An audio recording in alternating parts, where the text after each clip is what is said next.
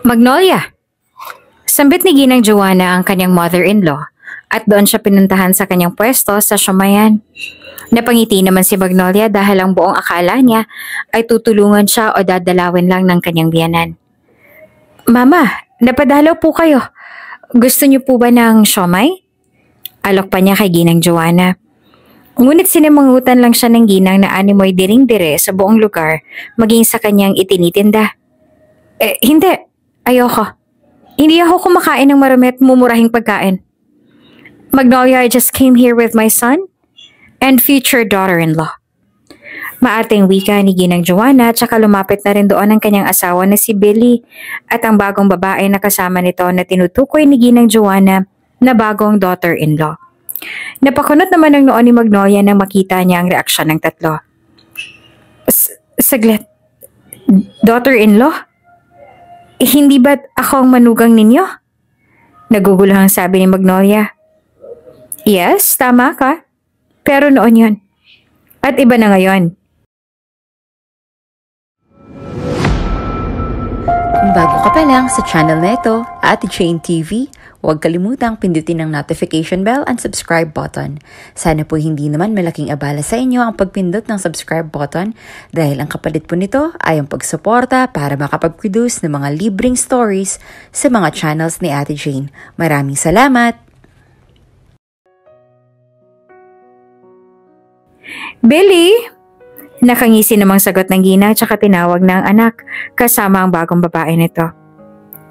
Nandito na kami, ma. Mayabang na tugon naman ni Billy na pangisi-ngisi pa. Doon ay lalong naguluhan si Magnolia sa nangyayari. Mahal, sino yung kasama mo? Kunot noon niyang tanong. Tiningnan naman siya ng kasama nitong babae mula ulo hanggang paa habang nakapulupot na animoy isang ahas sa katawan ng kanyang asawa na si Billy. Sa kabilang banda ay diretsahan na rin ipinakilala ni Ginang Joanna ang kanilang kasamang babae. Siya si Erica Monteverde, the very controversial daughter of the most respected family in the whole country, Monteverde clan. Siya ang nawawalang anak na babae ng mga Monteverde at ang kukumpleto sa 5 nilang magkakapatid. In love siya dito sa aking anak na si Billy kaya naman, I'm so sorry to say, Magnolia, you need to sign this annulment paper. Huwag mong hahadlangan ang magandang kinabukasan ng anak ko, kaya sige na, pirmahan mo na to at huwag mo nang patagalin pa. Matalas na utos ng Ginang at saka ibinato kay Magnolia ang hawak-hawak na annulment paper. Napaisip naman si Magnolia. Hindi niya alam kung matutuwa ba siya o magagalit sa mga sinabing iyon ng kanyang biyanan. Kaya naman bumaling siya ng tingin kay Billy at ito ang gusto niyang magpaliwanag. Billy? Tanong ni Magnolia. Sa halip na mautal o makonsensya man lang sa ginawa nila mag-ina, ay taas na upa itong sumagot at ninisihan pa ito. Tama si Mama. Ayoko na sa'yo, Magnolia. Sawa na ako sa pagkayod mo araw-araw na ni minsan ay hindi malang ako nabigyan ng maginhawang buhay. Itong pagtitinda mo ng siomai, hanggang dyan lang yan. Wala ka nang mararating. Pero dito kay Erica, sigurado ang pagyaman ko. Kaya wag mo na kaming pahirapan pa. Pirmahan mo na yan para makaalis na kami. Mayabang na sagot pa ni Billy. Alam naman ni Magnolia na noon pa man ay bangko na talagang turing sa kanya nito at hindi asawa. 3 buwan pa lang din naman silang kasal at kaya lang niya pinakasalan si Billy ay dahil ganito rin ang dahilan niya. Akala nila ay si Magnolia ang mag-aangat sa kanilang mag-inang oportunista at batugan sa kahirapan sa pamamagitan ng kanyang negosyo. Tinanggap din ni Magnolia ang alok ni Billy na kasal noon dahil sa isang malalim na dahilan. At noon naman ay hindi ganitong ugali ni Billy. Pero nalaman niya nagbabalat kayo lang pala talaga ito simula nung magsama na sila sa iisang bubuong. Kapisan ang kanyang biyanan at sister-in-law. Sa kabilang banda ay sumagot naman si Magnolia. Nakatitig siya sa mukha ni Billy na wala man ang lakas ng pagkaawa sa kanya. Bakit parang dali-dali lang sa iyo lahat? Akala ko ba mahal mo ako? Kaya nga kita pinakasalan, diba? Dahil ikaw ang lumuhod sa harapan ko at nagmakaawa. Pero nang dahil sa pagkaganid niya sa kayamanan, ayos lang na may masaktan kayong tao. Asawa mo ko, Billy. Pero bakit kung tatuhin mo ko parang isang aso? Pasigaw na sabi ni Magnolia. Sa puntong yon ay sumabat na rin ang kasama nilang babae na si Eunice. Itigil mo na nga yung kaartehan mo at yung mahabang paglilitanya mo. Natural nga na ako ang piliin ni Billy dahil kaginhawaan ang dala ko sa kanya. At hindi ang pagtitinda lang ng siomay. Kaya pirmahan mo na yan dahil ayoko na magtagal pa sa mabaho, mabanas at malagaw na lugar na to. Maarte nitong sabi kay Magnolia na nakangiwit pa ang muka. Ngunit tila hindi naman iyon narinig ni Magnolia. Bagkos ay nakatitig pa rin kay Billy at sa huling pagkakataon ay tatanungin niya ito. Minahal mo ba talaga ako, Billy? Seryoso niyang tanong kay Billy na unti-unti nang nangingilid ang mga luha. Pwede ba Di pa man natatapos ang kanyang sasabihin ay muli na itong pinutol ni Magnolia. Sumagot ka, minahal mo ba ako? Malakas yung tanong kasabay ng pagligitik ng isang malakas na sampal na pinakawalan sa kanyang pisngi ni Ginang Joanna. Wala kang karapatang sigaw-sigawan ng anak ko. Buisit kang babae ka? Bulyaw niya kay Magnolia. Habol hininga namang tinitigan ni Magnolia ang tatlo habang nakahawak sa kanyang pisngi. Itong tatandaan mo.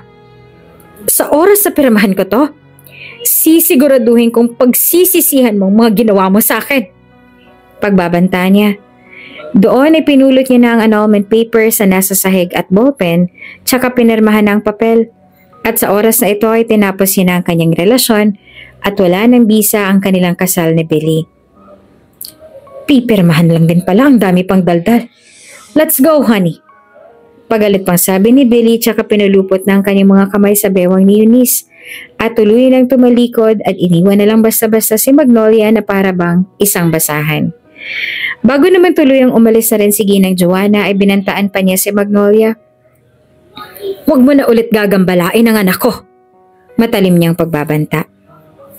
Hindi maitatanggi ni Magnolia na napamahal na din siya kay Billy at dahil noon na nangangailangan siya ng karamay at matutuluyan ay si Billy ang kauna-unahang tumulong at tumanggap sa kanya.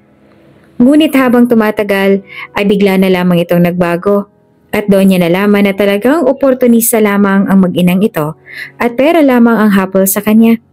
Kaya naman sa halip na malungkot sa nangyari ay hinayaan na lamang niya at binaliwala na lamang ang walang utang na loob na mag-inang yon.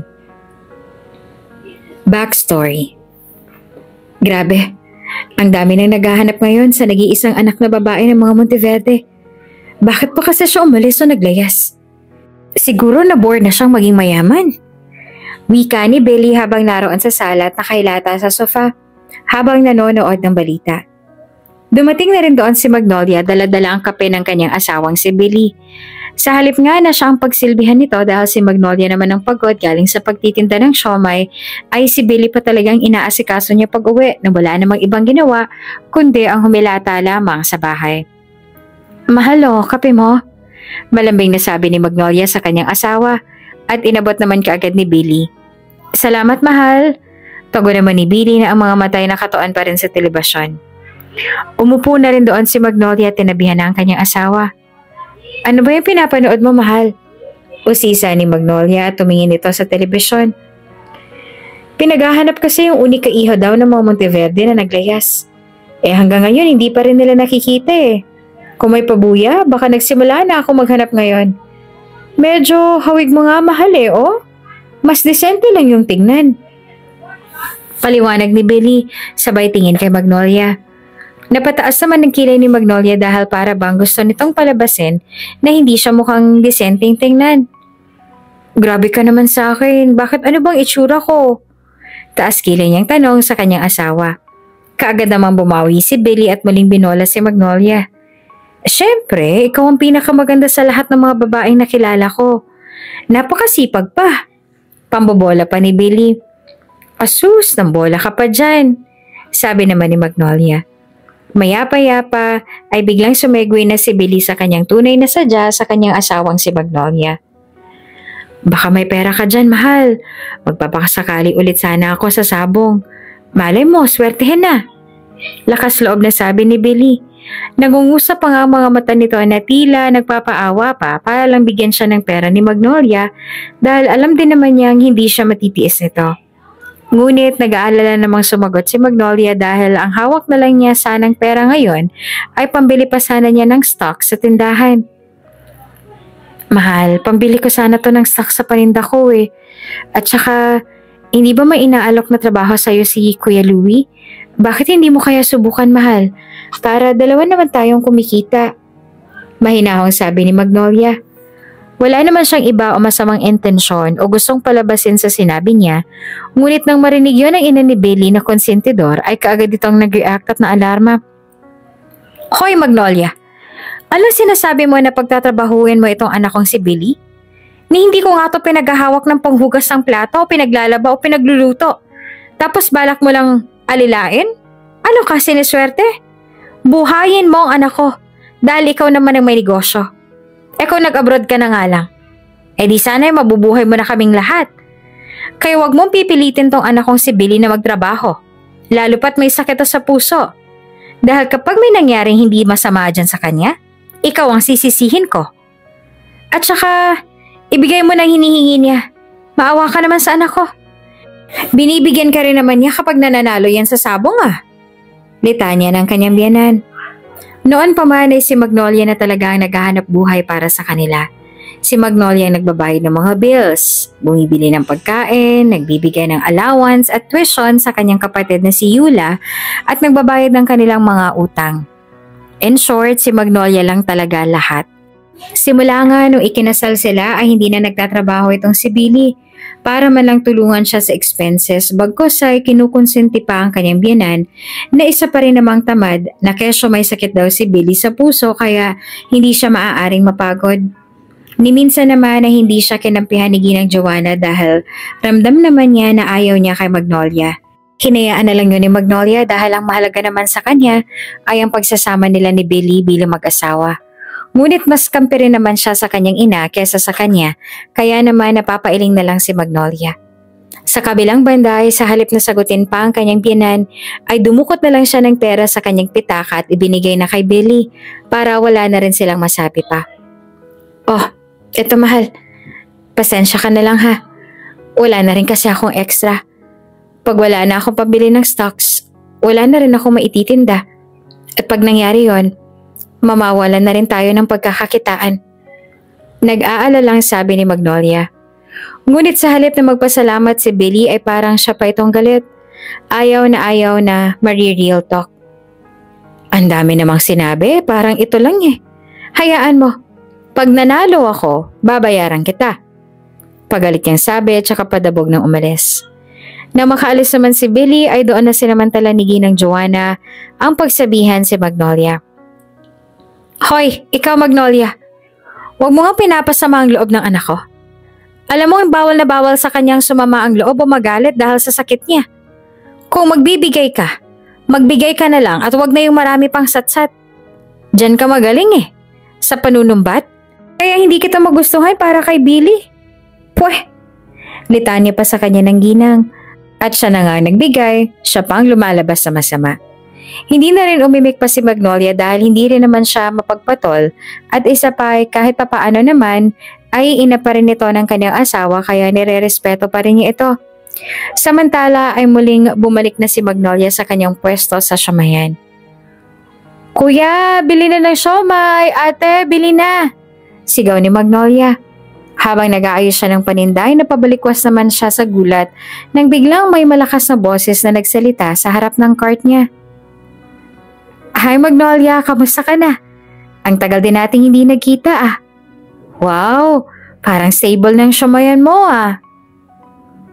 Sunod-sunod na sabi ni Donna. Naging kaibigan niya sa lugar na yon na ngayon ay sa Maynila na nagtatrabaho. Sumagot naman si Magnolia. Hi Donna, kung stable, edi sana mayaman na ako. Maiba nga tayo, kamusta ka na ba? Parang ang ganda-ganda na ng lagay mo sa Maynila ah. Sabik na tanong ni Magnolia sa kanyang kaibigan. Nabait lang yung naging amo ko. May konsiderasyon kumpara sa mga dati kong napasukan. Maayos pang magpasahod kaya nakakaipon naman ako kahit na papaano. Ikaw, bakit parang tambay pa rin si Billy hanggang ngayon? Nasaan siya? Bakit hindi mo siya katulong dito? Sagot naman ni Donna. Nabaling naman kaagad kay Magnolia ang usapan. Ay, huhulaan ko kung nasaan. Nasa sabungan na naman ano. Taas kilay na hula ni Donna. Napabuntong hininga naman si Magnolia. Oo, tama ka. Sagot niya sa tinatamad na tono. Doon ay napakamot naman ang ulo si Donna. Noon pa man kasi ay matagal na siyang tutol sa relasyon nila Billy at Magnolia na halatang minamadali at hindi naman seryoso. Mas kalala kasi ni Donna si Billy higit sa pagkakakilala ni Magnolia kay Billy. Sobrang vocal nga ang dalaga pagdating sa matindi niyang pagkaayaw kay Billy para kay Magnolia dahil sa pagiging batugan nito. At alam niya na mama's boy ito at ubod talaga ng tamad kaya naman alam niyang nasa maling lalaki ang kanyang kaibigan ngunit sadyang matigas lang ang ulo nitong si Magnolia dahil hindi pa rin niya maiwan-iwan ang asawa. Ano ka ba naman Magnolia? Hanggang kailan ka ba magpapakatanga sa napangasawa mong yan na mama's boy na ubod pa ng tamad tapos kapisan niyo pa ang konsentidor niyang ina at kapatid? Tapos ikaw lahat ang bumubuhay sa kanila? My God, Magnolia, 2024 na. Hindi na usong martir at tanga sa pag-ibig. Kailan ka ba matatauhan? Inis na sabi ni Donna kay Magnolia na hindi maiwasang manggigil dahil sa galit niya kay Billy. Donna, nauunawaan ko naman yung asawa ko. Hindi pa siya maaaring magtrabaho dahil may sakit siya sa puso at alam kong delikado yon. Tsaka pag nasa bahay naman ay todo asikaso rin naman siya sa akin. At sa ganong bagay ay nakakabawi naman siya sa akin kaya naman kaya ko pa namang magtiis at saka alam ko namang malapit na rin lumagutong negosyo ko. Konting sipag pa at sikap. Paliwanag naman ni Magnolia na ipinagtanggol pa rin ng asawa. Ngunit hindi naman kumbinsido si Donna at ipinilit pa rin ang ipinupunto niya. Hay nako Magnolia, ipapaalala ko lang ulit sa'yo ha? Iba ang ibig sabihin ng ulirang asawa sa tatanga-tangang asawa, ha? Baka nalilito ka na pala, hindi mo pa alam. Matalas niyang sabi at hindi na alintana kung nasasaktan ba si Magnolia o hindi dahil ang gusto lang naman niya ay ang matauhan na si Magnolia. Ang harsh mo naman, hayaan mo na. Malay mo isang araw, magising na lang si Billy na sobrang sipag. O diba? So kung sumuko ako, edi hindi ko masasaksihan ang pagbabago niya. Punong-puno naman ng pag-asa na sagot ni Magnolia. Napailing na nga lang si Donna dahil naniniwala siya na hindi na magbabago itong si Billy lalo pat laging nakatago sa saya ng nanay niyang konsentidor. Magnolia, ipapaalala ko lang ulit ha. Ang isang lalaki kusang nagbabago yan kapag tunay na mahal niya ang isang tao o ang isang babae. Kaya si Billy baka wala pa sa wisyo niya magbago baka naman dahil hindi ka niya talaga mahal. Sinserong sabi naman ni Donna. Ngunit nanatiling positibo si Magnolia at lubos pa rin na umaasang magbabago pa rin ang kanyang asawa para sa kanya. Pwes kung hindi niya ako mahal, gagawin kong lahat para mahalin niya ako. Taas noon namang sagot ni Magnolia na lalo namang ikinainis ni Donna. Ay, ewan ko sa'yo Magnolia. Kasi ako, hindi ko kaya makisama sa isang batugan na lalaki na walang ibang alam gawin kundi ang magtago sa saya ng nanay niya, no? Pag-take out mo na nga lang ako ng siomay at nang maipasalubong ko sa mga pamangkin ko. Matalas na paninindigan ni Donna kaya napangiti na lamang si Magnolia. Okay po, madam, sagot niya sa kaibigan. May punto rin naman kasi si Donna. Hindi rin naman kasi pare-pareho ang bawat babae. May ibang babae na katulad ni Donna na hindi talaga papa-under sa asawa kung ang ugali naman ng asawa ay kasing ugali ni Billy na ubod ng tamad. Sugarol, mabisyo at higit sa lahat ay mama's boy. Para kay Donna ay okay lang sana na magpa-under kung yung lalaki naman ay yung bumubuhay sa kanya tapos mabait pa at mamahalin at igagalang siya. May iba rin namang babae na katulad ni Magnolia na ubod ng talino pero pagdating sa pag-ibig naman ay ubod ng tanga. Kahit alam niya nagbubulag-bulaga na lang siya sa pag-ibig, ay tuloy pa rin siya dahil umaasa pa rin siya na magbabago na si Billy. Isa pa ganitong klaseng buhay ng pinili niya ngayon kaya naman papanindigan niya ito at pangangatawanan kahit pa nasasaktan na siya. Samantala, sa mansyon naman ng mga Monteverde ay tinipon ni Don Felipe ang kaniyang 4 na mga anak na lalaki na sina Ren, Luke, Gavin at Dylan para sa isang pagpupulong. Ren, Luke, Gavin at Dylan, ano nang balita kay Eunice? Istriktong tanong ni Don Felipe sa kanyang mga anak. Si Eunice ang nag-iisa nilang anak na babae na ilang buwan na nilang hindi matagpuan dahil sa napag-alamang lumayas ang babae at wala namang malinaw na dahilan para gawin niya iyon. Maayos naman ang samahan at relasyon nila sa isa't isa, kaya wala silang makitang dahilan kung bakit maiisipan ng dalaga na maglayas at magtago kung nasaan man ito ngayon, maliban sa isang dahilan na matagal na nilang inilihim sa dalaga. We're still looking for her, Dad. Tugon ni Ren, ang panganay sa kanila. Seryoso at nakuha niyang pagka-istrikto ng ama pero approachable din naman. Sa kabilang banday, sumagot naman si Gavin. Si Gavin naman ang tinagurian sa kanilang apat na chick magnet dahil siyang pinakababaero sa kanila at happy-go-lucky na para bang puro pagbabar lang ang inaatupag. Maging ng mga tao ko dito. Sinuyod na rin ang lahat ng mga probinsya na pwede niyang puntahan. Pagmamalaki niyang sagot. Hindi rin siya active sa social media at gumawa pa rin ng team ko ng paraan para mahanap siya online. Sagot naman ni Luke na pinaka-kalog din sa kanilang apat na adik sa computer. Halos lahat ay alam niya na pagdating sa usapang computer, na ultimo nga pag-hack ay nagagawa niya na. Nang makapagbigay na ng sagot ang tatlo ay bumaling naman ang atensyon ni Don Felipe kay Dylan, bandista at pinakatahimik sa kanilang apat. And you, Dylan? Ano nang progress sa paghahanap mo? Tanong ng kanyang ama sa kanya. Wala pa. Wala pa ring balita. Matipid naman niyang sagot. Napabuntong hininga naman ang Don nang walang makapagbigay sa kanya ng magandang balita. Napailing na nga lang siya at tumingin sa kawalan. Ilang buwan na siyang nawawala. Wala malang magawa ang yaman natin para mahanap siya. Sigurado ako nahihirapan na yun ngayon. Napamahal na sa akin ang batang yun. At sa akin siya ibinili ng aking pinakamatalik na kaibigan bago siya mamatay. Kaya naman hindi ko mapapatawad ang aking sarili kapag may nangyaring masama sa kanya. Seryosong sabi ni Don Felipe. At ito na nga ang nag-iisang dahilan na hindi nila masabi kay Eunice. Na si Eunice ay ampon lamang at ibinilin lamang ng mga Monteverde na dating tauhan nilang si Mang Fabio. At ito marahil ang dahilan kung bakit siya umalis ng walang paalam. Ngunit ang tanong ay, paano iyon malalaman ni Eunice kung wala namang nagsasabi sa kanya ng bagay na yon? Sa kabilang banday, sumagot naman si Dylan. Sa kanilang apat nga ay siyang pinakamalapit sa dalaga, kaya naman kahit hindi niya ipakita o ipahalata dahil tahimik lang siya, ay siyang pinaka naaapektuhan sa pagkawala nito. No, Dad. Kilala ko si Eunice. Malakas siya at matapang. Sanay din siya sa hirap. Kaya kung nasan man siya ngayon, alam kong nasa mabuting sitwasyon siya.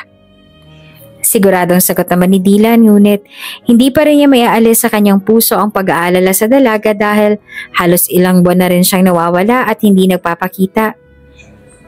How can you be so sure, Dylan? Taas kilay na tanong naman ng Don. I just can feel it, Dad. Siguradong sagot naman ito. Doon ay huminga na rin ng malalim si Don Felipe at tinapos na ang usapan. Bueno, kapag may balita kayo o kung may mahanap na kayong pwedeng magturo kung nasaan si Eunice, ipaalam niyo kaagad sa akin. Nauunawaan niyo? Sa inyong apat ko ito ipinaubaya, kaya please, sa susunod na ipatawag ko muli kayo, ay sana may maganda na kayong balita. Matalim niyang sabi sa apat at sabay-sabay naman silang sumagot. Sure, Dad. Nang makalabas na si Don Felipe ay naiwan naman sa loob ng opisina ang apat at doon ay muling nag-usap-usap. Bro, umamin nga kayo. Yun totoo. Hindi niyo pa ba talaga nahahanap si Eunice? Tanong ni Gavin sa kanyang mga kapatid. Hindi pa talaga ako. Sagot naman ni Ren. Same here. Sagot din ni Luke. Sabay-sabay naman bumaling mga tingin nila kay Dylan. Dylan? Tanong ni Gavin at sabay silang tumingin kay Dylan. Kung anong sinabi ko kanina, yun na yun. Seryoso namang sagot ni Dylan. Nagkatingin na naman ang mga magkakapatid. Ang alam kasi nila ay si Dylan ang huling nakausap nito bago pa nila malaman na naglayas din ang gabing yon si Eunice. Kaya iyon ang gusto nilang malaman kay Dylan kung anong nangyari at huli nilang pinag-usapan nung gabing yon bago umalis si Eunice nang walang paalam sa kanilang mansyon. Bago umalis si Eunice, di ba't ikaw yung huli niyang nakausap? Sa'yo siya naglabas ng sama ng loob, di ba? Hindi ba talaga niya nabanggit kung saan siya pupunta? Makahulugang tanong naman ni Ren kay Dylan. At saka, bakit na bigla na lang siyang aalis ng walang paalam? Ano bang sinabi mo sa kanya? Ha, Dylan? Dagdag naman ni Gavin. Tila ba nasa hot seat ngayon si Dylan sa mga tanong na iyon ng kanyang mga kapatid. Ito pa naman ang pinaka-iniiwasan niya dahil tunay nga na alam niyang dahilan kung bakit umalis si Eunice. Tunay na siya ang huling kausap nito at sigurado siya na yung huli niyang sinabi ang naging dahilan kung bakit ito nakapagpa siya na umalis. Bakit pa ganyan ang mga tanong niyo sa akin, ha? Pinagdududahan niyo ba ako? Pagalit na tanong naman ni Dylan. Sumagot naman si Gavin. Cool ka lang, tinatanong ka lang naman namin eh. Chill lang, sabi niya. Ngunit tila ba minasama iyan ni Dylan kaya tumayo na siya sabay sabing, iba ang nagtatanong sa nambibintang. Sabi niya tsaka tuluyan ng umalis. Nagkatinginan at nagkibit-balikat na lamang ang tatlo at umiling na lang. Samantala, kina Magnolia naman ay balisa ang dalaga dahil sa hindi pa rin umuuwi si Billy na kanina pang tanghali nagpaalam sa kanya na aalis. Ma, napansin niyo po bang dumating na si Billy? 6:00 na po wala pa rin po siya eh. Kanina pa siyang tanghali umalis. Nag-aalalang tanong naman ni Magnolia kay Ginang Joanna. Nakasimangot na tumingin sa kanya ang ginang at masungit na sinagot na ito. Nakikita mo ba dito? Taas kilay niyang tanong. Napatungo naman si Magnolia. Hindi pa po. Mahina niyang sagot. Nagtanong lang naman siya pero kung singhalan at bangulan siya ng kanyang biyanan ay inam na para bang nabili na ang buong pagkatao niya. Oh, hindi pala eh. Eh di ibig sabihin wala pa. Matuto kang maghintay. Paniguradong hindi yun uuwi na hindi na nanalo dahil kung hahamak-hamakin mo naman kanina eh, siguradong sumama ang loob nun. Kung ano-ano kasing sinasabi mo, magbibigay din naman pala. Anas ni Ginang Joanna. Ilang sandali pa ay lumabas na rin sa kwarto si Yula na kapatid ni Billy. May ulam na ba ma? Gutom na ako kanina pa eh. Nakasimangot niyang tanong na kung umasta ni Moy isang prinsesa na kulang na lang ay subuan pati sa pagkain. Dahil hindi naman si Magnolia ang kanyang tinanong, ay hindi na ito nagbigay pa ng reaksyon kaya naman sa kanya ibinaling ng ginang ang tanong dahil wala rin naman siyang magagawa dahil responsibilidad ni Magnolia ang buong pamilya ng kanyang batugang asawang si Billy. Oh, rinig mo? Nasaan ang pang-ulam namin? Huwag mo sabihing siomay na naman, ha? Pupurgahin mo yata kami sa siomay eh. Kita ko kanina marami kang customer. Bulyo naman ni Ginang Joanna kay Magnolia na dumuro-duro pa dito. Kita niyo pala bakit hindi niyo po ako tinulungan? Mahinahong tanong naman ni Magnolia sa kanyang biyanan. Tila nagpanting naman ang tenga nito at sinamaan ang tingin si Magnolia sa tanong na iyon sa kanya. Excuse me? Sino sa palagay mong kausap mo? Alalahanin mo Magnolia, biyanan mo ko. At ang biyanan, hindi pinapahirapan. Hindi pinapagod at higit sa lahat hindi pinagtatrabaho. Dapat nga buhay reyna ako ngayon eh. Masyado ka lang kuripot at madamot. Kaya suluhin mo yung paninda mo. Ibili mo na kami ng ulam at gutom na kami. Hindi yung patayo-tayo ka pa dyan. Sermon naman sa kanya ng kanyang biyanan sabay walk out. Kahit ano ngang gawin ni Magnolia, kahit puro kabutihan na ipakita niya, kahit magmukha na siyang tanga at utu-uto, ay hindi pa rin talaga siya matanggap ng pamilya ng kanyang asawa kaya naman nakakaramdam na rin siya ng pagkadismaya sa mga ginagawa niyang sakripisyo para sa mga ito. Kinagabihan, 10:00 na ng gabi nakauwi si Billy at kasalukuyang natutulog na si Magnolia. Si Ginang Joanna na nga lang naghihintay sa labas, total, siya rin naman ang kumukonsente sa maling gawa ng anak niya. Ma, mahinang sabi ni Billy sa kanyang ina. Aligaga pa nga itong pumasok sa kanilang bahay na para bang may magandang nangyayari dahil hindi maipaliwanag ang kasabikan nito sa kanyang sasabihin. Sa kabilang banda ay tumayo na rin ang ginang at sinalubong na si Billy. Oh anak, bakit namang gabi ka na? Saan ka ba nang galing? Mabuti na lang at binungangaan ko na lang si Magnolia kaya iyon, maaga pa yatang nakatulog ang gaga. Maiba tayo. Saan ka ba galing at parang pagod na pagod ka? Takang tanong ng kanyang ina. Huminga muna ng malalim si Billy at saka sumagot. Ma, yayaman na tayo. Excited niyang sabi. Napabalikwas naman si Ginang Joanna nang marinig na yayaman na sila. Kapag usapang yaman talaga ay hindi papahuli si Ginang Joanna. Ano ka mo? Yayaman na tayo? Nauutal na tanong ni Ginang Joanna. Oo ma. Siguradong sabi naman ni Billy. Sandali muna silang naupo upang makapag-usap ng maayos. Abay, paano mo naman nasabi? Para namang na-e-excite ako sa sinasabi mong yan, iho. Sambit ng Ginang. Mahina pa nga lang ang boses nila dahil iniiwasan nila na marinig sila ni Magnolia. At nang makakalma na ng maayos si Billy ay doon niya nakwento sa kanyang ina ang nangyari. Ma, kanina ay may nakilala akong babae. Tingin siya ng tingin sa akin na para bang may gusto sa akin. Tapos nalaman ko, siya ang nawawalang unika-iha ng mga Monteverde. Siya si Eunice, ma. At handa na siyang bumalik sa pamilya niya kasama ako. Magiging kabilang na rin ako ng mga Monteverde, ma. Pagkwento pa ni Billy. Hindi naman makapaniwala si Ginang Joanna kahit na gusto niya nang maniwala sa kanyang anak, ay para bang gusto pa rin niya na makasiguro na iyon nga si Eunice Monteverde para hindi na maudlot pa ang kanilang pagyaman. Teka nga. Sigurado ka ba anak sa sinasabi mo?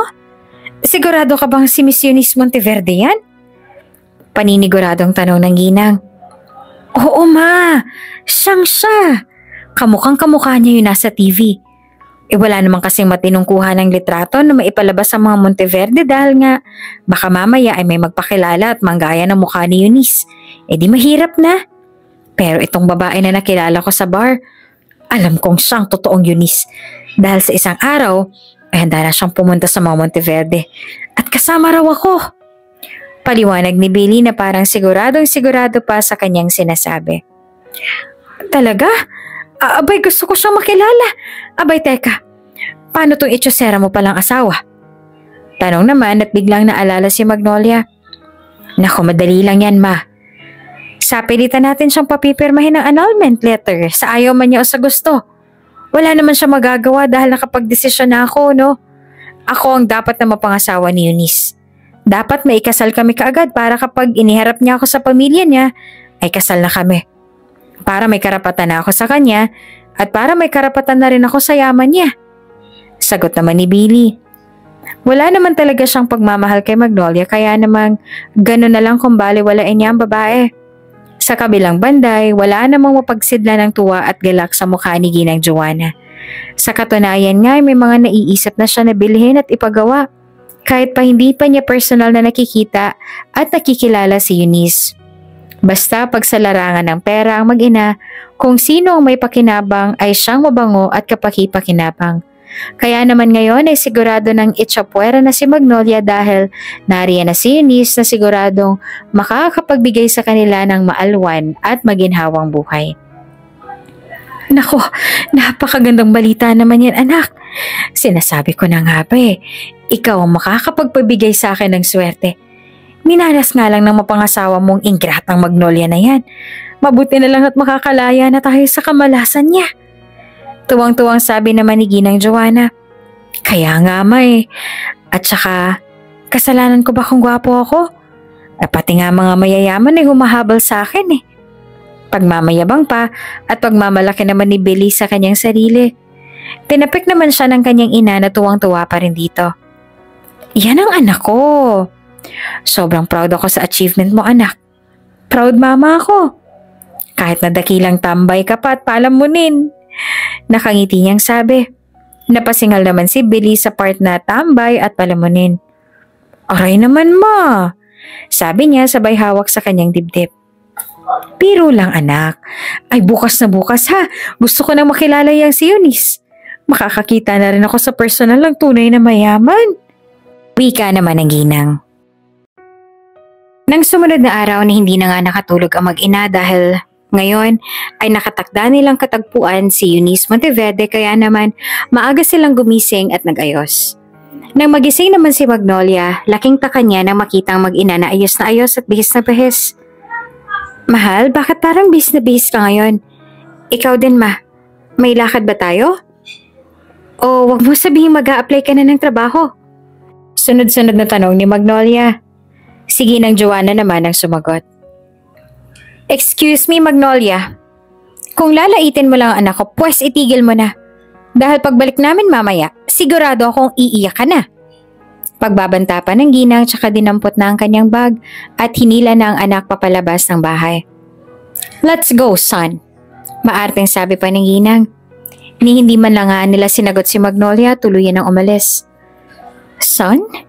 Kailan pa niya tinawag na son si Billy? Takang tanong naman ni Magnolia sa kanyang sarili at napailing na lamang. Bago pa man nga siya ma-stress ay nagayos na rin siya ng sarili tsaka nagtungo na sa kanyang pwesto. Kinagabihan, sakto naman at kakatapos lang ng maraming customers na dumagsa sa siumayan ni Magnolia ay dumating si Ginang Joanna na nakataas na naman ng isang kilay at nakahalop kip-kip pa ang dalawang kamay. Magnolia! Sabit ni Ginang Joanna, kanyang mother-in-law at doon siya pinuntahan sa kanyang pwesto sa siumayan. Napangiti naman si Magnolia dahil ang buong akala niya ay tutulungan siya o dadalawin lang ng kanyang biyanan. Mama, napadalaw po kayo. Gusto niyo po ba ng siomay? Alok pa niya kay Ginang Joanna. Ngunit sinimangutan lang siya ng ginang na animoy diring-dire sa buong lugar maging sa kanyang itinitinda. Hindi, ayoko. Hindi ako kumakain ng marami at mumurahing pagkain, Magnolia. I just came here with my son and future daughter-in-law. Maarteng wika ni Ginang Joanna tsaka lumapit na rin doon ang kanyang asawa na si Billy at ang bagong babae na kasama nito na tinutukoy ni Ginang Joanna na bagong daughter-in-law niya. Napakunot naman ang noon ni Magnolia na makita niya ang reaksyon ng tatlo. Saglit, daughter-in-law? Hindi ba't ako po ang manugang ninyo? Nagugulahang tanong ni Magnolia. Yes, tama ka. Pero noon yon. At iba na ngayon, Billy. Nakangisi naman na sagot ng Ginang tsaka tinawag na ang anak kasama ang bagong babae nito. Nandito na kami, ma. Mayabang na tugon ni Billy na pangisi-ngisi pa.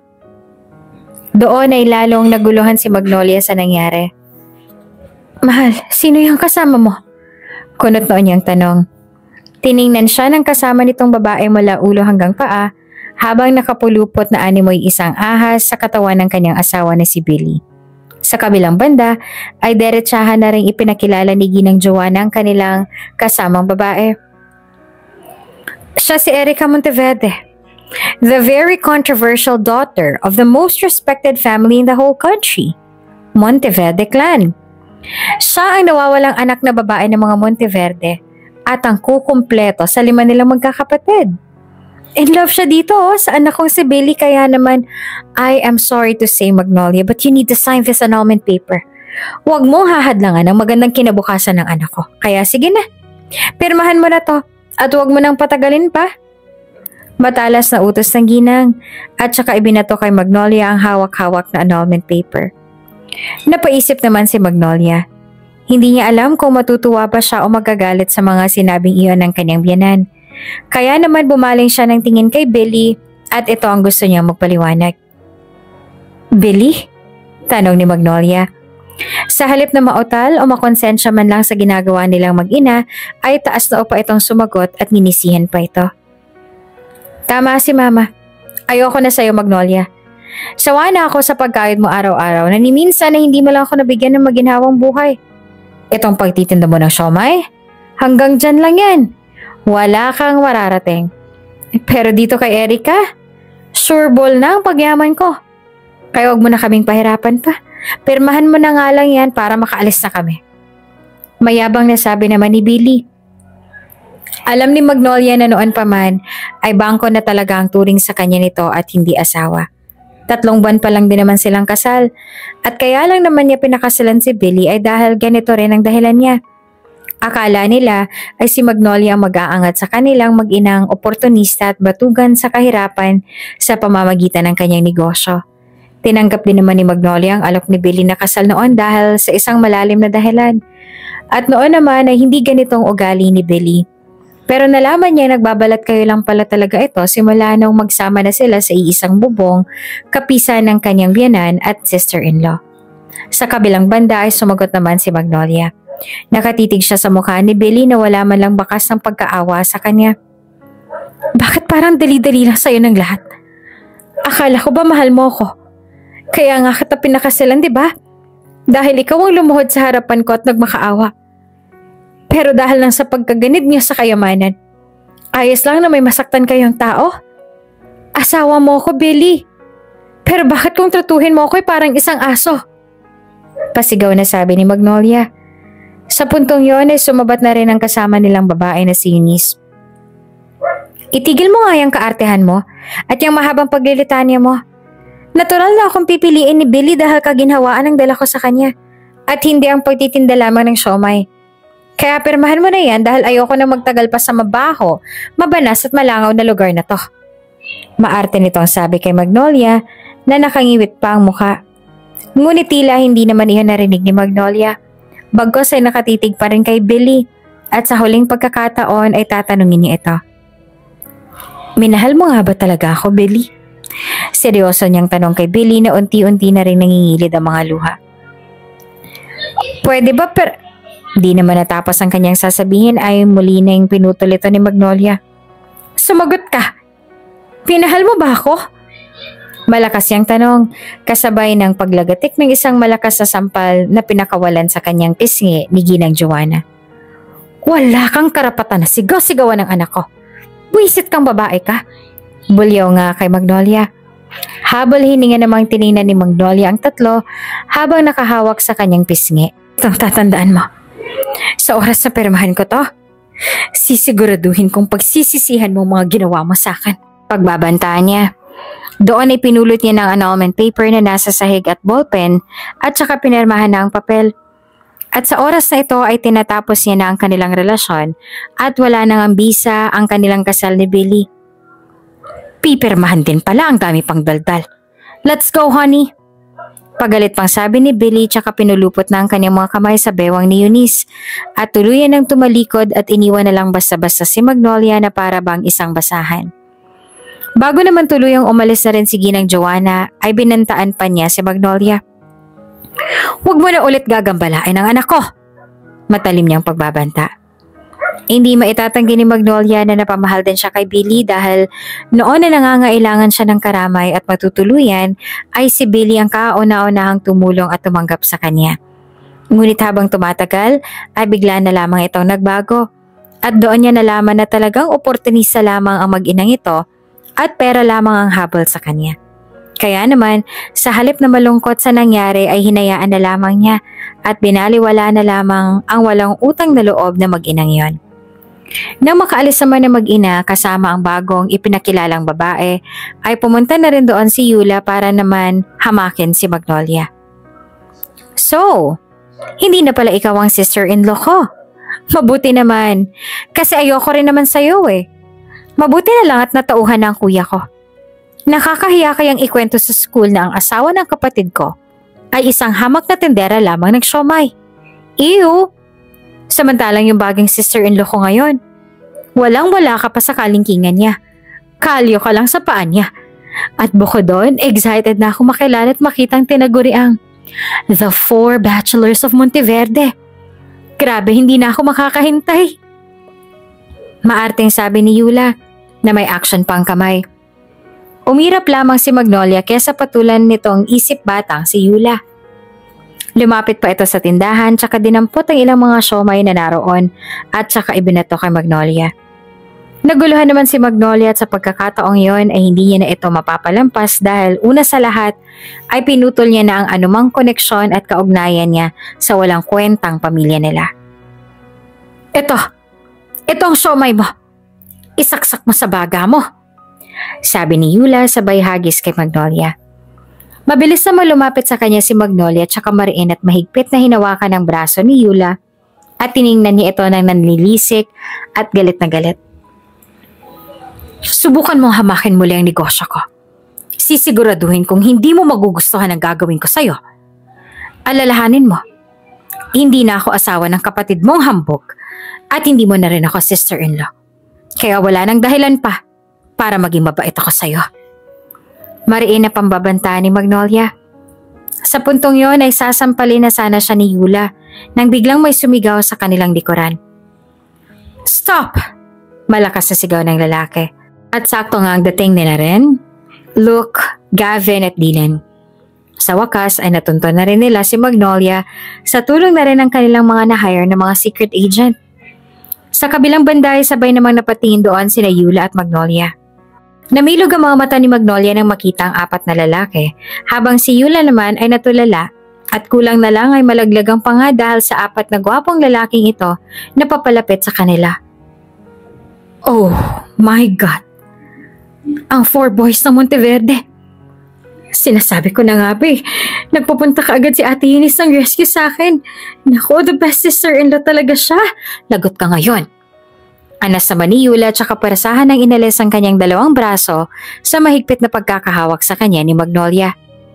Lalapit na sana si Yula sa apat nang bigla siyang singhalan ni Gavin. Hoy, lumayas ka dito kung ayaw mong sampalin kita. Mariin niyang sambit kay Yula. Ikinagulat naman iyon ng dalaga. Pero... Hindi pa man tapos ang kanyang sinasabi ay muli na siyang nasigawan ni Gavin. Layas! Sigaw ng lalaki kaya naman umalis na si Yula. Nang makaalis ang salbaheng si Yula ay doon na bumaling ang atensyon ng 3 kay Magnolia. Habang si Dylan naman ay nandoon pa rin na nakasandal sa may labas ng sasakyan. Hi sister, long time no see. Namiss mo ba kami? Pabiro pang tanong ni Luke na tatawa-tawa pa. Sa halip naman na matuwa si Magnolia ay sinimangutan lamang niya mga ito. Bakit kayo nandito? Nahanap niyo pa rin ako? Taas kilay niyang tanong sa mga lalaki. Of course! Baka nakakalimutan mo. We are Monteverdes. Wala pa nakakalusot sa amin. Sagot naman ni Ren sabay kindat pa. Inirapan lang naman siya ni Magnolia. Pues hindi ako sasama. May sarili na akong buhay kaya hayaan niyo na lang ako. Singhal niya at naninindigan na hindi siya sasama sa mga ito. Nagkatinginan naman ng 3 at nagbigay ng isang nakakalokong ngiti.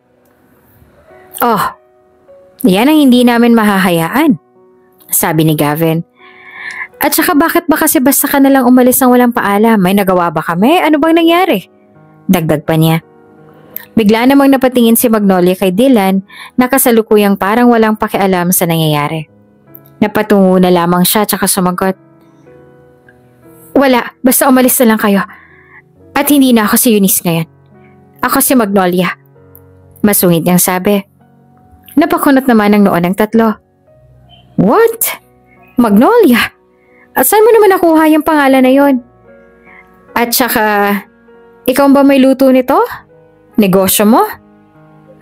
Ayos magaling ka nga palang magluto. Pero hindi mo na kailangan gawin to dahil ngayon din mismo sa ayaw man o sa gusto mo sasama ka na sa amin. Wika ni Ren at saka tumingin na sa kanyang mga kapatid. Brads? Tawag niya sa mga ito at alam na nila ang ibig sabihin ng mga tingin na iyon. Doon ay sabay-sabay na nilang inihakbang ang kanilang mga paa palapit kay Magnolia at saka pwerasahan ng kinuha ang 2 braso ng dalaga. Sa kaliwa ay si Ren at sa kanan naman ay si Gavin kaya naman kahit magpumiglas pa si Magnolia ay wala na rin siya magagawa. Teka, anong gagawin niyo? Hindi, ayoko, hindi ako sasama. Malakas na sigaw ni Magnolia at saka sapilitan ng ipinasok sa kanilang sasakyan at tuluyan ng umalis sa lugar. Nang sa wakas ay nakauwi na sila sa mansyon ay sinalubong na kaagad sila ni Don Felipe ng may ngiti sa mga labi. Dahil ilang buwan din siyang nangulila sa kanyang nagsisilbing unika iha na si Eunice na ngayon ay si Magnolia na. Eunice! Masayang bunga ni Don Felipe habang malayang nakalahad ang kanyang 2 kamay upang yakapin at halikan si Magnolia. Samantala, hindi naman mababakas sa itsura ni Magnolia ang kasabikan. Bagkos ay halatang masama pa rin ang loob nito sa kanila. Magnolia po, hindi ko nagagamitin ang pangalan na yan. Masungit na sambit ni Magnolia. Ilang segundong natahimik din si Don Felipe ngunit magpaganon pa man, nang ibabaw pa rin ang pagkamis niya sa anak niya. Kaya naman pinagpasawalang bahala na lamang iyon ni Don at itinuloy na lamang ang pagyakap sa dalaga. Magnolia iha, I missed you so much. Bakit ba nawala ka na lang na parang bula? Sobra mo kaming pinag-alala nitong mga kapatid mo. Saan ka ba nagpunta? May nanakit ba sa'yo? Sunod-sunod na nga ang tanong ni Don Felipe na punong-puno ng pag-aalala. Dad, or Don Felipe, aminin niyo na po sa akin ang totoo. Para maliwanagan na rin po ako. Sino po ba talaga ako? Anak niyo po ba talaga ako? At doon ay diretsahan na rin nagtanong si Magnolia patungkol sa tunay niyang pagkatao. At sa sinabi niyang yon, ay malakas ang kutob ngayon ni Don Felipe na nalaman nga iyon ni Magnolia kaya ito nagdesisyon na umalis. Magnolia, sabit ng Don. Hindi niya alam kung paano at saan uumpisahan ang paliwanag. Please po, wag po kayo magsisinungaling sa akin. Sabihin niyo na po ang totoo para alam ko po kung paano ulit ako makakakilos sa bahay na to. At sa mundong kinagagalawan ninyo. Pakiusap naman ni Magnolia. Desidido na nga ito dahil hindi rin mabubuo ang kanyang pagkatao hanggat hindi nalalaman ng totoo kung sino ba talaga siya. Malakas ang kutob ko na yan ang dahilan kung bakit ka umalis ng walang paalam. Tama ba, you? Magnolia? Seryosong tanong naman ni Don. At hindi na nga umimik pa si Magnolia at alam na kaagad ni Don Felipe ang kasagutan. Pwes sige, bakit pa ba namin ililihim? Totoo ang hinala mo, Magnolia. Hindi ka isang Monteverde. Nagkaroon ako ng matalik na kaibigan noon at yun ay si Fabio. Siyang tagapamahala ko noon sa aking sakahan sa Batangas.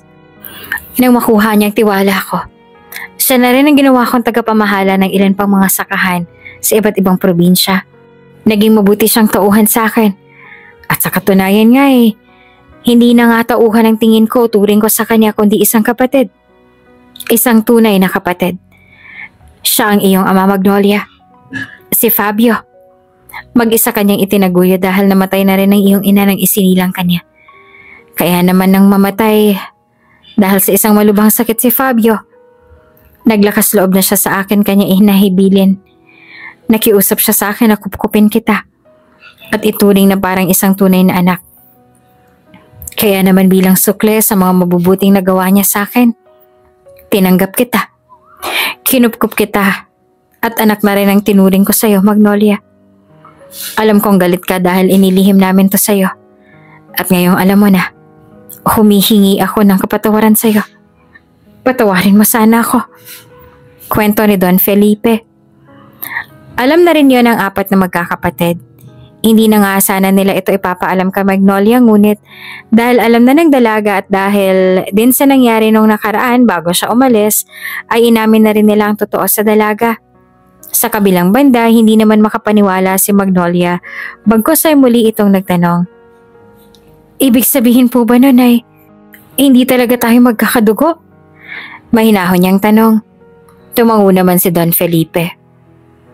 Oo, iha. Wika niya.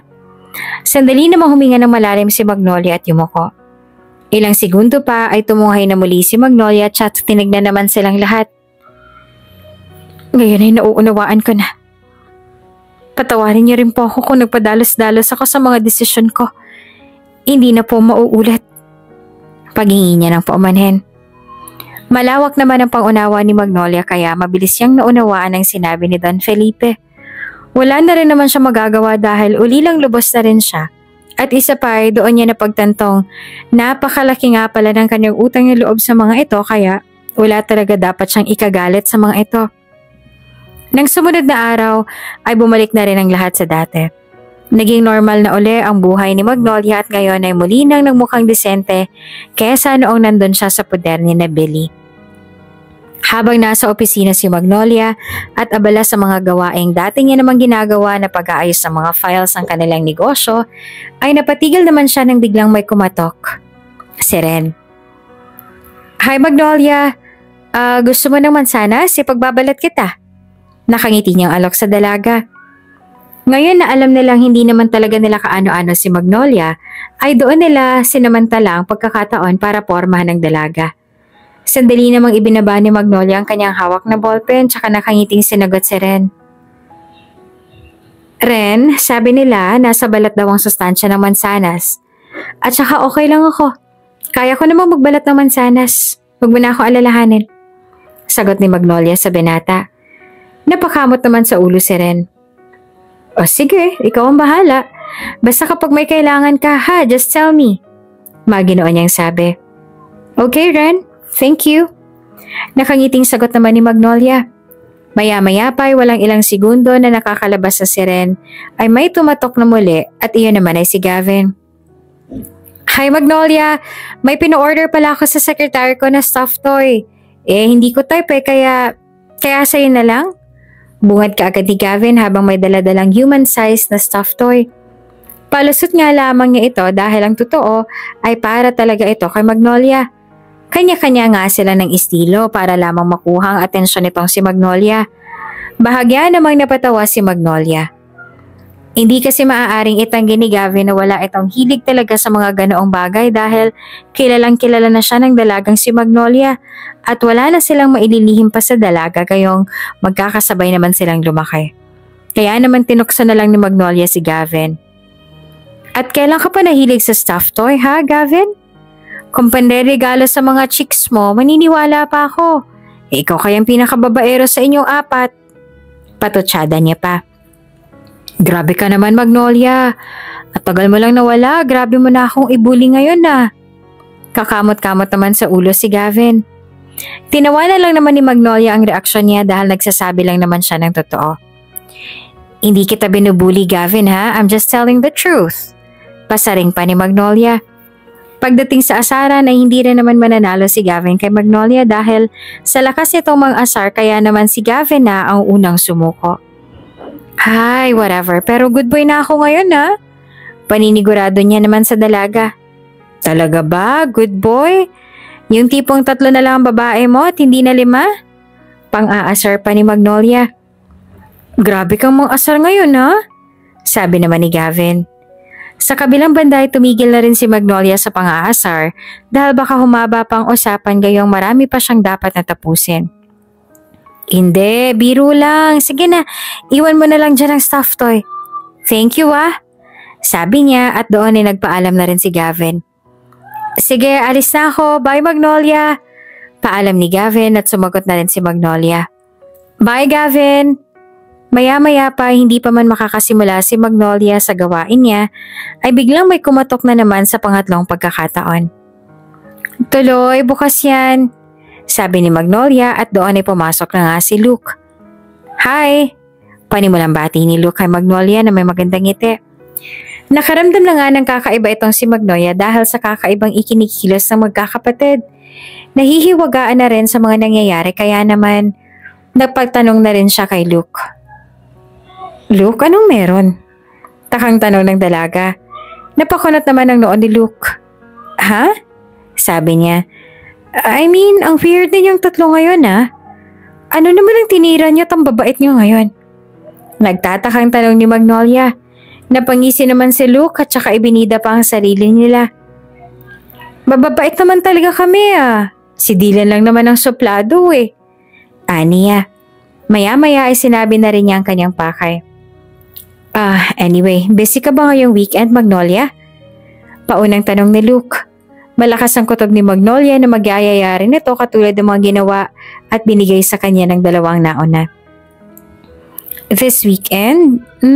Free naman ako ng Sunday. Bakit? Sagot naman ni Magnolia. Pwede mo ba ako samahan sa pet shop? Parang gusto kong bumili ng aso eh. Nahihiya pa nga si Luke na sabihin yun dahil hindi rin naman siya sanay na siyang magyayaya sa babae. Sanay kasi siya na babae lagi ang nagfa-first move. Katulad ng pagkakakilala ni Magnolia kay Gavin, ay alam na alam rin ni Magnolia ang mga gusto at ayaw ni Luke. At alam niya may allergy ito sa anumang mabalahibong hayop. Allergy ka sa mga fur babies, diba? Taas kilay na tanong naman ni Magnolia kay Luke. Bigla namang napaiwas ang tingin na si Luke at namula pa ang mga pisngi dahil sa hiya. Ay, oo nga pala no. Hindi, gusto ko rin kasi bumili doon. Kasi doon ko sa may gate ilalagay. Para bukod sa kwardiya may bantay pa tayong isa. Palusot pa niya. Kahit natatawa na si Magnolia sa nangyayari ay halata naman niya ang tunay na pakay ng 3 at sinakyan na lang din ang trip ng mga ito. Ang weird.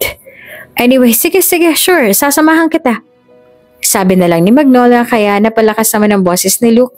Narinig ng dalawa na sina Ren at Gavin na kasalukuyang naroon sa may pintuan at nakadikit ang mga tenga sa pinto para pakinggan ang nagiging usapan sa loob. Yes! Malakas na sabi ni Luke. Napataas naman ng isang kilay ni Magnolia. Ano? Ta kanyang tanong. Wala, sige sa Sunday ha? Promise? Palusot ni Luke at hindi na maipintang mukha sa sobrang saya. Promise, sabi naman ni Magnolia. Nang makalabas na si Luke ay bigla namang natigilan sandali si Magnolia. Bigla siya napaisip. Nakatingin lamang siya sa may pintuan na para bang may inaasahan pa siya na isa pang papasok. Ngunit sa kabilang banday, naalala naman niya na napaka-imposible nga ang kanyang iniisip na pumunta rin doon si Dylan upang magpapansin sa kanya. Hindi naman kasi ganong lalaki si Dylan. Tahimik lang ito at laging seryoso. Bigla ngang napabalikwas na lang si Magnolia nang bigla niyang napagtantong umaasa pala siya nakakatok din doon si Dylan. Kahit hindi naman talaga iyon mangyayari. Kaya naman napangisi na lang siya at napailing dahil sa itinakbo ng kanyang isip ngayon. Halos abuti na nga ng ilang oras doon si Magnolia sa kakaayos ng mga files ng kanilang kumpanya. Kaya naman naisipan na muna niya na lumabas ng opisina para makapag-unat-unat na rin at makapagpahangin. Ay, ang sakit ng likod ko. Makapagpahangin nga muna. Naisipan na nga ni Magnolia na doon magpahangin sa my pool area dahil nga sa mga oras na ito ay masarap at malamig na ang simoy ng hangin doon kaya talagang marerelax ang kanyang pakiramdam. Samantala na makarating na siya sa my pool area, babalik na sana siya ngunit hindi na siya makagalaw pa dahil kita na siya ni Dylan. Naroon nga si Dylan at kasalukuyang nagigitara. Ayaw din naman ni Magnolia na pag-isipan siya ni Dylan na masama kung bakit hindi tutuloy doon dahil panay pa rin ang iwas niya sa naging issue nilang dalawa na sila lang nakakaalam. Kaya naman kahit medyo naiilang at nahihiya, ay inihakbang na rin ni Magnolia ang kanyang mga paa. Tsaka nagtungo na sa kinaroroonan ni Dylan at umakto na lamang ng normal. Nang makaupo na si Magnolia malapit sa kinauupuan ni Dylan, ay doon na siya unang bumate. Hi! Nahihiya at nauutal na bati ni Magnolia kay Dylan. Hi! Matipid namang tugon ni Dylan. Buong akala pa nga niya hindi siya nito papansinin kaya buti na lang ay hindi siya napahiya. Dahil magiging awkward kapag hindi nila itinuloy ang pag-uusap. Nag-isip na lang ng ibang maitatanong itong si Magnolia. Hobby mo pa rin ang pagigitara, no? Tanong niya. Kalmado lang siya pero sa loob-loob ni Magnolia ay mamamatay na siya sa hiya. Hindi naman kasi siya ganito sa tatlong kolokoy na sina Ren, Luke at Gavin kaya naman maging siya ay napapaisip na rin sa kanyang sarili kung ano bang meron kay Dylan at pagdating sa lalaking ito ay natatameme siya. Sa kabilang banda ay sumagot naman si Dylan. Yes, matipid niyang sagot. Ngayon ay kailangan na muli mag-isip ni Magnolia ng kanyang itatanong. Kamusta ka na? Naisip niyang tanong. I'm good. Ikaw? Sagot naman ni Dylan at ngayon na binalik na muli sa kanya ng binata ang tanong. Ako? Oo. Okay lang din ako. Nauutal na sagot naman ni Magnolia.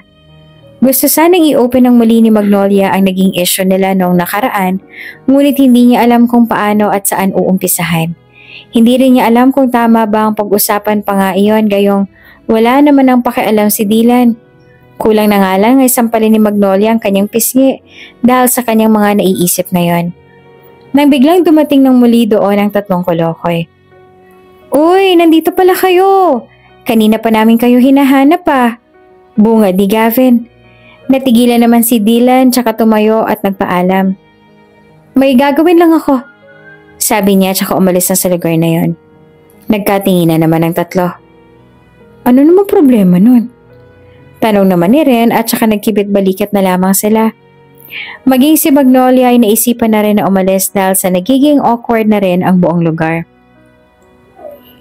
Sige, babalik na ulit ako ng office. Maiwan ko muna kayo. Sabi ni Magnolia tsaka tuluyan na ring umalis. Bigla namang nagtaka ang tatlo sa ikinilos ng dalawa gayong gusto lang naman nilang makipag-bonding kaya naman napailing na lang ang tatlo. Samantala, hindi naman magkaintindihan ngayon sina Billy at ang kanyang ina kasamang nagpapanggap na Eunice Monteverde ngayong magpapakilala na sila kina Don Felipe. Eunice, excited na ako na makilala ang pamilya mo. Excited na sabi ni Billy kay Eunice habang mahigpit na nakahawak sa kamay nito. Simula nang mapirmahan din ni Magnolia ang annulment letter, ay iyon na mismo ang araw din yon na magpapakasal na rin silang dalawa. Sa kabilang banda, hindi naman mapakali si Eunice gayong papalapit na sila sa building ng mga Monteverde. Sa halip na ma-excite siya ay para bang kabadong-kabado pa siya dahil baka mahalata siya ni Billy na nagsisinungaling lang siya at nagpapanggap na isang Eunice Monteverde. Ako rin. Pero mauna ka na sa loob. Susunod ako. Promise. Utal na sabi ni Eunice sa mag-ina na posturang-postura na at ayos na dahil sa makikilala na nga nila sa wakas sa mga Monteverde. Ngunit wala silang kamalay-malay na niloloko lang pala sila ni Eunice. Sa kabilang banda ay sumagot naman si Billy. Ha? Bakit naman? Halika na.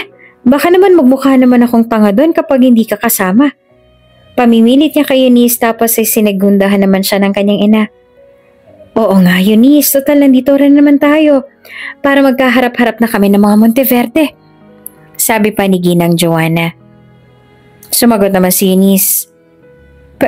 Pero hindi na nga siya pinatapos pa na mag-ina bagkos ay perasahan ng hinila ang kamay ng dalaga patungo sa Monteverde Corporation. Halika na! Nang matuntunan nilang malaki at napakataas na building na yon, ay kaagad na silang lumapit sa gwardya na nakatayo sa may harap ng podium. Anong kailangan niyo, sir? Magalang na tanong naman ng gwardya sa kanila. Ilang sandali pa ay sumagot na rin si Billy ng pabalang. Hindi mo ba siya nakikilala? Teka, Eunice, mahal kong asawa. Sige nga, ikaw nang kumausap dito sa gwardya. Doon ay tinawag na rin niya ang asawa upang ito na ang bahalang kumausap sa gwardya dahil imposible namang hindi nito makikilala si Eunice na kanyang amo. At para naman hindi mapahiya si Billy ay sapilitan na rin lumapit si Eunice sa gwardya at siya nang kumausap dito.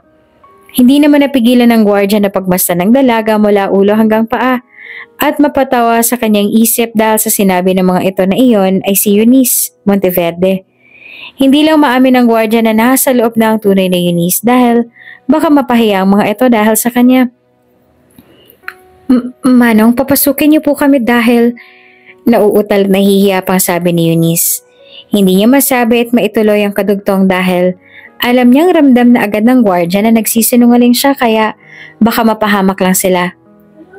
Dahil po, magalang na dugtong ng gwardya.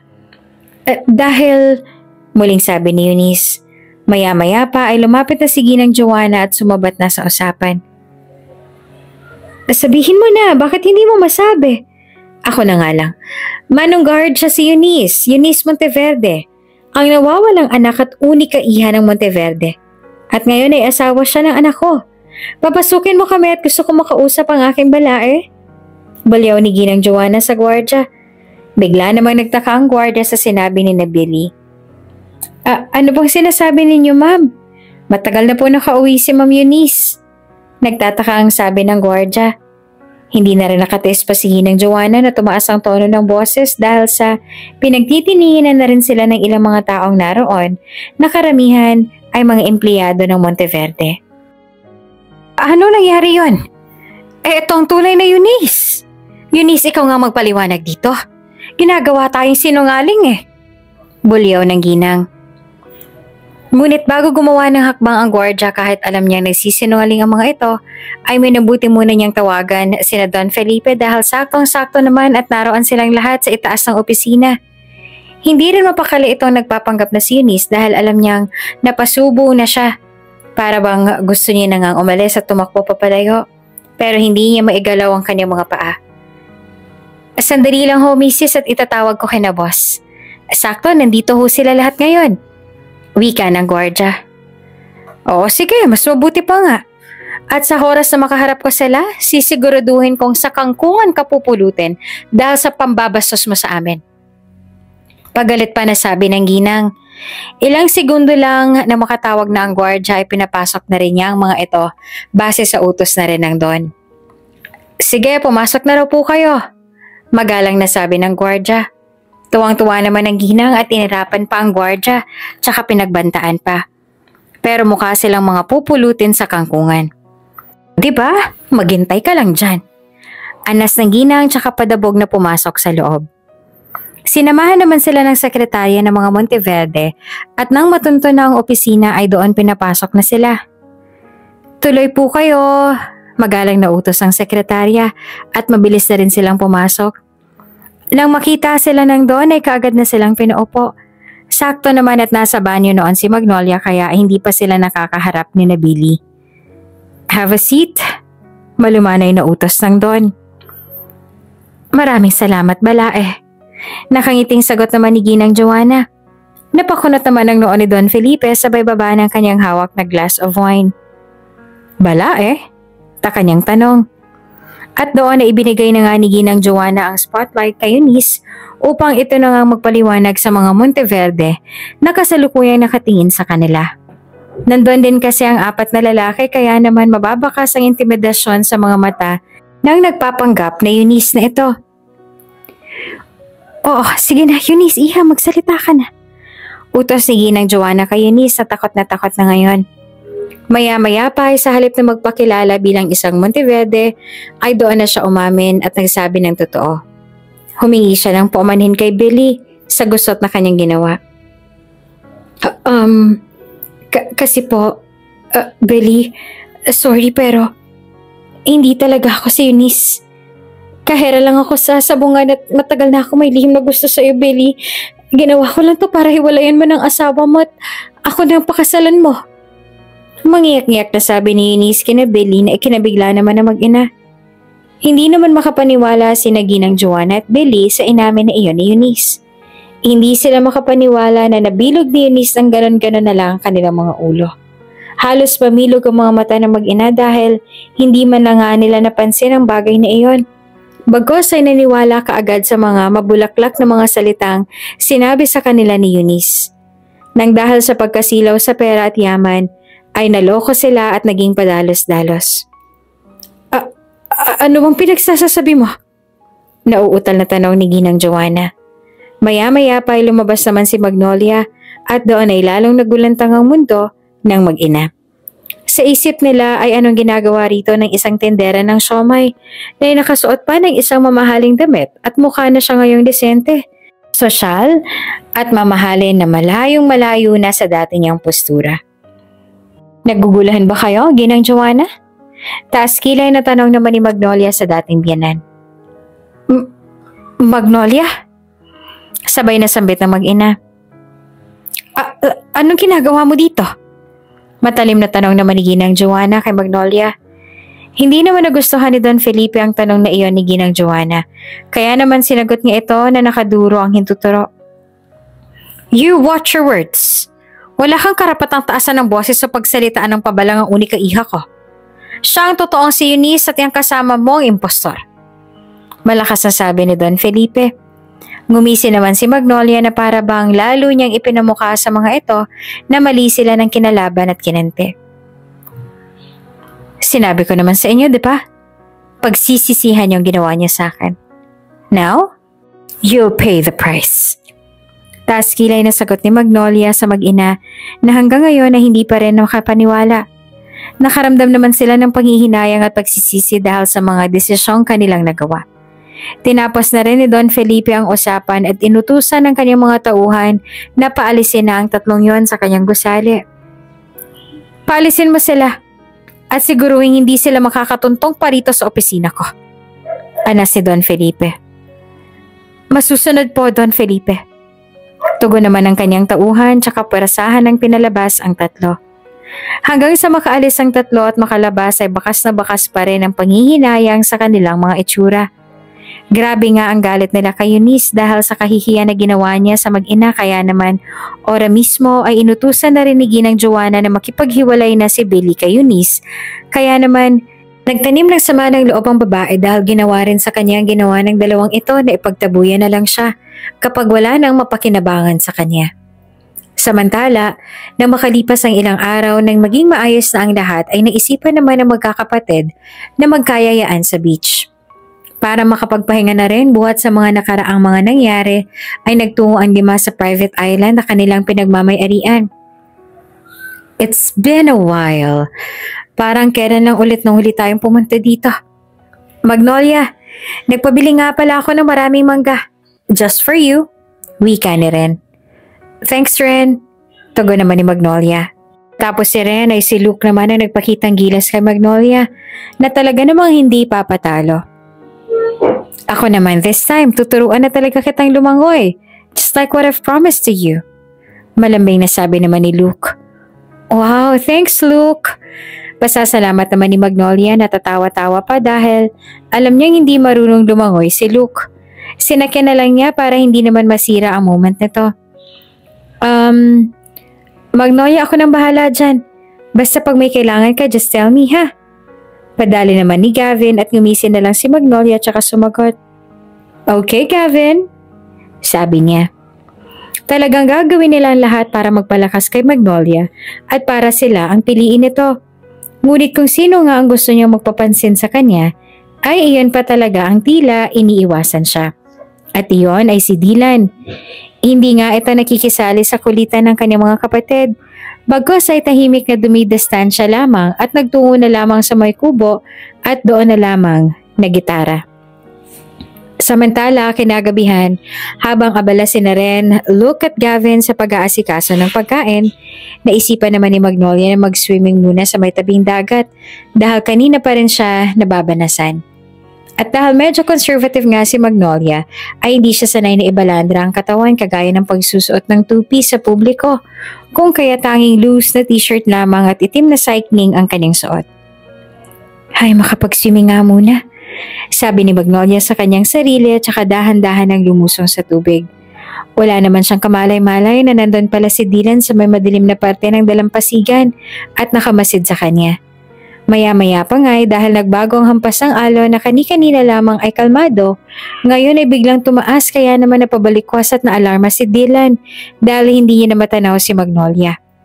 Sa malayo naman ay tanaw ni Ren na nalulunod na nga ang dalaga. Hoy, si Magnolia! Sigaw ni Ren. Bago pa man nga sila makasalok lolo, ay mabilis lang nagtungo doon si Dylan upang iligtas si Magnolia sa panganib. Ilang sandali pa nang madala niya ng dalaga sa pangpang ay nagpuntahan na rin doon ang tatlo. How is she? Tanong ni Gavin. Magnolia, are you okay? Mabuti na lang at hindi naman nawala ng malay si Magnolia dahil nailigtas kaagad siya ni Dylan. Okay na ako. Uutal-utal na tugon ni Magnolia at saka napatingin naman kay Dylan. Dylan? Mahinang sabit ni Magnolia na makabangon na siya. Mababa ka sa mga mata ni Dylan ang takot at kaba. Labis nga siya nag-aalala sa nangyari at ngayon ay kasalukuyan siya nakatitig kay Magnolia. Salamat, sabi ni Magnolia. Ilang segundo ring nakatingin si Dylan kay Magnolia nang umiwas na siya ng tingin. Sa susunod magsama ka kapag liligo ka dyan. High tide ngayon. Delikado ang dagat. Sagot ni Dylan sa paggalit na tono at saka umalis na. Nang makaalis si Dylan ay doon na muli siya kinulit ng tatlo dahil maging sila ay nag-alala rin ngunit ang mga tingin niya ay nakatuon pa rin sa pagpalayo ni Dylan sabay matipid ng umiti. Nang sumunod na araw maagang nagising si Magnolia at sinamantala na naroon si Dylan sa may dalampasigan at nakatayo. Gusto na rin kasi nitong kausapin ng masinsinan tungkol sa naudlot nilang pag-uusap ng huling gabi na bago siya umalis. Marahan at kabadong lumapit si Magnolia kay Dylan. Dylan, pwede ba tayo mag-usap? Bungad na tanong niya kay Dylan. Hindi na lumingon sa kanya si Dylan bagkus ay nakatingin pa rin sa lawak na karagatan. We're already talking, sabi ni Dylan. I mean, about the past. That kiss. Anong ibig sabihin nun? Diretsang tanong naman ni Magnolia. Sa puntong yon ay hinarap na siya ni Dylan. Magnolia, sapat ng kasagutan ng tumakbo ka palayo sa akin at tuloy makalayo. Sorry din ko nabigla kita, sabi naman ni Dylan. Dylan, hindi ko rin naman alam eh. Kaya ganun yung naging reaksyon ko, tumakas ng hindi man lang inalam muna kung anong totoo. Malungkot na sagot naman ni Magnolia at tila ba'y pinagsisisihan din ang kanyang ginawang pag-alis. Sandali namang natahimik pa at napaisip si Dylan. Aminado siya sa kanyang sarili na apektado siya sa mga nangyayari at talagang nakakaramdam ng selos sa tuwing lalapit at magpapapansin ng kanyang mga kapatid sa dalaga. So anong balak mo? Bakit hindi mo sila pansinin o bigyan ng pagkakataon? Alata namang nagpapapansin sa iyong mga kapatid ko eh. Lalo na nang malaman nilang hindi ka naka-blood related sa amin kaya may pag-asa na silang pumorma sa'yo. Seryosong tanong naman ni Dylan. Sincero namang sumagot si Magnolia. I like them as my brothers, but not as my lover. Matapat niya sabi. Bigla namang napakunot ang noon ni Dylan at napatingin kay Magnolia. Bakit naman? Kunot na niyang tanong. Napaiwas naman ang tingin si Magnolia at doon ay may malawak na karagatan tumingin. Dahil I mean it. Sabi niya sabay tingin kay Dylan. Ang sinabi ko? Tanong naman ni Dylan. Bigla namang nakaramdam ng kaba si Magnolia. Sa bilis ng tibok ng puso niya, ngayon ay para bang gusto nang kumawala ng kanyang puso. Kaya naman, dahil naunahan na naman siya ng kaba, ay minabuti na lamang niya na tumalikod na lamang at ipagpaliban na muli ang pag-uusap na yon. De bale, kalimutan mo na lang. Sige, mauna na ako. Aalis na sana siya nang pigilan siya ni Dylan. Sandali, pag-usapan natin to. Aalis ka na naman eh. Sabi niya sa dalaga. Pagkaharap sa kanya ni Magnolia ay doon na tuluyang nagtapat si Dylan tungkol sa kanyang nararamdaman. Magnolia, nung gabing yan, nung inamin ko sa iyo ang nararamdaman ko, nung bigla kang nagkaguluhan dahil hindi mo pa naman alam ang totoo, aaminin ko na kainom ako nun para lang siguro lumakas ang loob ko na umamin sa iyo. And that kiss, yes, I meant it too. I like you, Magnolia. Gusto kita. At sa tingin ko nga'y mahal na kita. Pero yung naging reaksyon mo pagtapos ng ilang buwan ka ring nawala, para bang bigla akong muling napanghinaan ng loob dahil minsan na nga pala akong nagkagusto sa isang babae. Minsan na nga lang ako aamin, busted pa. Alam ko na bigla kita kaya sorry Magnolia. I'm sorry. Pagtatapat ni Dylan ng buong puso. Nakaramdam naman ng galak si Magnolia kaya may umusbong na mga ngiti sa kanyang mga labi. Ito kasi mga salita na gusto niyang marinig mula sa mga labi ni Dylan. Kaya naman lalakasan na rin niyang kanyang loob na aminin na rin ang kanyang nararamdaman ngayon. Dylan, gusto ko rin. Hindi pa man natatapos si Magnolia ang kanyang sinabi, ay bigla na silang tinawag ni Naren upang magkapunan na. Magnolia, Dylan, halina kayo, kakain na tayo. Malakas na tawag ni Ren mula sa malayo kaya naman napabuntong hininga na lamang ang dalawa at napailing-iling dahil muli ay naudlot na naman ang kanilang pagtatapat ng pag-ibig sa isa't isa. Ngunit this time, alam nilang may pagbabago na hindi katulad noong una na talagang naging cold sila sa isa't isa. Tara na! Yaya naman ni Dylan at sabay na rin silang nagtungo sa kinaroroonan ng 3 kolokoy niyang mga kapatid. Nang makarating na sila sa may hapag ay muling nagkanya-kanya na naman ang nag-asikaso sina Ren, Luke at Gavin. Magnolia, ito mangga tinalupan ka na yan para sa'yo. Sabi kaagad ni Ren. Thank you Ren. Pasasalamat naman ni Magnolia. Doon naman naupo si Dylan sa tabi ni Magnolia. Magnolia, ito, liempo. Kain ka ng marami. Sabi naman ni Luke. Doon ay nagsalita na rin si Magnolia. Oh guys, kalma. Kaya ko naman kumuha ng pagkain para sa sarili ko. Huwag niyo akong alalahanin. Kumain na rin kayo, okay? Mga kuya ko? Mahinahon niyang sabi sa 3. Napailing-iling na nga lang si Dylan na tahimik na lang sa isang tabi dahil sa loob-loob niya ay kahit ialay pa nila ang lahat kay Magnolia ay siya pa rin ang pipiliin ng dalaga. Sa kabilang banda ay nag-alarma naman si Ren sa sinabi ni Magnolia na kuya. Kuya? But we're no longer brothers and sisters. Sabay-sabay pa nilang sabi. Kahit naman hindi na ako related by blood sa inyo, mga kapatid pa rin ang turing ko sa inyo. Paliwanag naman ni Magnolia. Ngunit sa puntong yun ay nagsalita na rin si Red base sa napapansin nila sa kilos ng dalawa nitong mga nakaraang oras. Pati kay Dylan? Taas kilay na tanong ni Gavin. Natigilan naman sina Dylan at Magnolia. Akala mo ba hindi ko napapansin na kami habol ang habol sa'yo, but at the end of the day, isang lalaki lang ang gusto mong habulin. At si Dylan yon, tama ba? Sabi naman ni Ren. Ren? Kunot no, sabi naman ni Magnolia. Bigla namang napatawa ang tatlo. Dahil ang totoo ay ayos lang naman talaga sa kanila. Sa katunayan ay pinagsiselos lang naman talaga nila si Dylan para umamin na ito sa kanyang nararamdaman para kay Magnolia.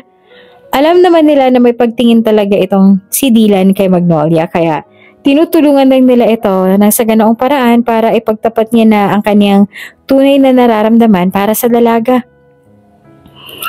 Ano ba kayo? Akala nyo ba hindi namin napapansin? Itong si Dylan tatahimik-tahimik. Pero never pa yung humanga sa isang babae. At noon pa lang, alam ko na may gusto na siya sa'yo. May pagkatorpe lang talaga tong kapatid namin kaya hindi makaamin. Tama ba kami? Sabi pa ni Luke. Ang totoo, okay lang naman talaga sa amin eh. Oo, aaminin namin na nagustuhan ka talaga namin, Magnolia. Pero simula nung mapansin namin na lagi na nakasimangot tong si Dylan sa tuwing lalapitan ka namin, nagkaroon na kami ng ideya na may nararamdaman din siya sa'yo. Kaya Dylan, bro, that's okay. Pinagselos ka lang talaga namin. Ngayon narin na si Magnolia, huwag mo na ulit palampasin ang pagkakataon, ha? Fight for her. You always got our back. Paliwanag naman ni Gavin. Hindi naman makapaniwala sina Magnolia at Dylan sa plot twist na ito ng kanyang mga kapatid. Buong akala kasi ni Dylan ay mahihirapan na siyang makuha ang puso ni Magnolia dahil ang karibal niya ay ang mga kapatid din niya. At doon ay kanya-kanya nang ang alibay ang mokong sa pag-alis para maiwan na ang spotlight sa kanilang kapatid na si Dylan. Sira ulo talaga. Tatawa-tawang sabi ni Dylan sa kanyang mga kapatid. Kaya naman sinamantala na nila ang pagkakataon lalong-lalo na ni Dylan na aminin ang kanyang tunay na damdamin nang wala nang paligoy-ligoy pa. Magnolia, can we? Can we start all over again? Can I prove myself again to you? Sincero niyang tanong kay Magnolia. Hindi na rin nagdalawang isip ang dalaga dahil mahal niya rin naman si Dylan, kaya sumagot na rin kaagad siya. Oo naman. Sabi niya at doon ay tuluyan na nilang hinalikan ng isa't isa. Samantala na makabalik na sila sa mansyon ay kaagad na nila iyong ipinaalam sa kanilang ama na si Don Felipe. Dad, Magnolia and I, we're together. We love each other, Dad. Buong tapang nasabi ni Dylan kay Don Felipe. Doon ay sandali namang napaisip ang Don. Wala naman ako nakikitang masama sa pagsasama ninyong dalawa. Sa katunayan ay masaya pa nga ako dahil at least isa sa mga anak ko ang magiging nobyo nitong si Magnolia.